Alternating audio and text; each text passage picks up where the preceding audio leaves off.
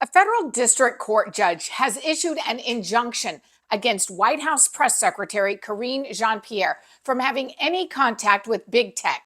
This comes after his ruling that the Biden administration likely violated the First Amendment rights of millions of Americans by censoring them on social media during COVID. Judge Terry Doty wrote, during the COVID-19 pandemic, a period perhaps best characterized by widespread doubt and uncertainty, the U.S. government seems to have assumed a role similar to an Orwellian Ministry of Truth. Now check out this clip from July of 2021. It's then White House Press Secretary Jen Psaki literally mocking Fox's Steve Doocy for asking about our free speech rights. Our biggest concern here, and I frankly think it should be your biggest concern, is the number of people who are dying around the country because they're getting misinformation that is leading them to not take a vaccine. Young people, old people, kids, children. This is all a lot of them are being impacted by misinformation. The big concern, though, I think, for a lot of people on Facebook is that now this is Big Brother watching you. They're more concerned about that than people dying across the country because of a pandemic where misinformation is traveling on social media platforms. That feels unlikely to me. If you have the data to back that up, I'm happy to discuss it. Repeatedly, the White House, including Joe Biden, and I'll get to a clip of him in just a minute, shut down any questions about free speech by telling us basically, so what? People are dying. Check out how Psaki refused to answer the question of what happens when science or the facts change.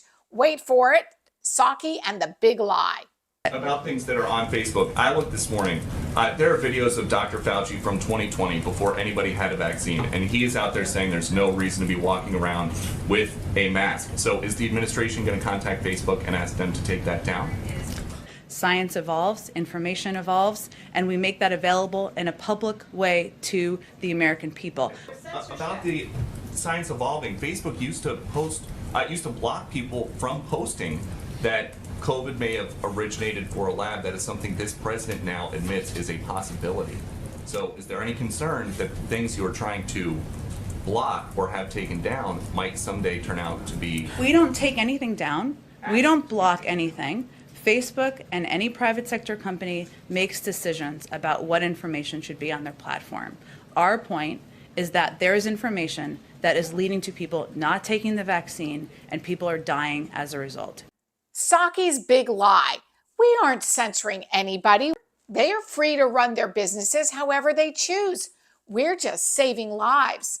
I'd love to hear what you think about this. Let me know in the comments below. It's just sad that it's taken 2 years for a judge to tell us what we knew all along. The Biden administration is at war with free speech.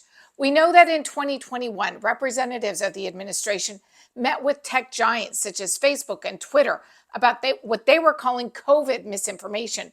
We also know that by July of that same year, Facebook had taken down more than 18 million pieces of COVID misinformation. They had removed numerous accounts and promoted what they called only trustworthy information about vaccines. At the time, a Facebook spokesperson told Politico, the facts show that Facebook is helping to save lives. And there it is again. The big tech giant was parroting the White House talking point.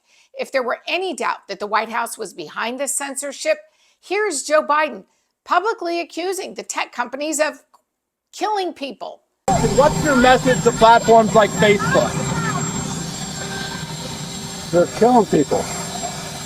I mean, look, the only pandemic we have is among the unvaccinated. And they're killing people. When the president of the United States comes out and accuses you of killing people, of course you're going to fall in line. And this was clearly a disinformation campaign orchestrated from the big guy in the White House. At Americans for Limited Government, we, just like you, I'm sure, are thrilled with this court ruling. It's about time. What are your thoughts? Let me know in the comments below, and like and share this video. And please subscribe to Americans for Limited Government on YouTube and Rumble.